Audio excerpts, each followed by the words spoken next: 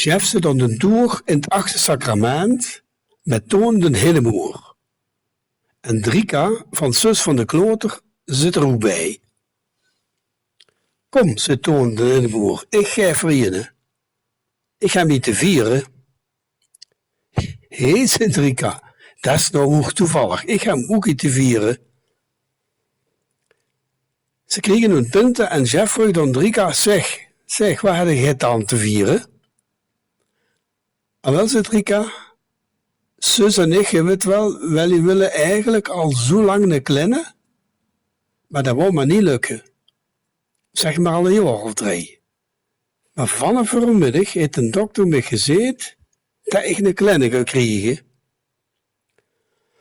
Oh, wel proficiat, zei Chef.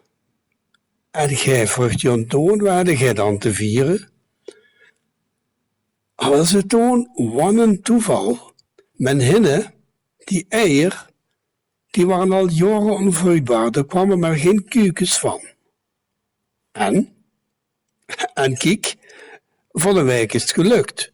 We hebben voor de eerste keer kuikens. Oh, leuk, dat is warm.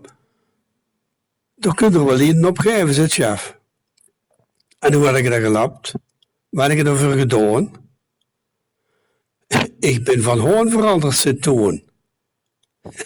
Drika lachte er eigen en ze zit.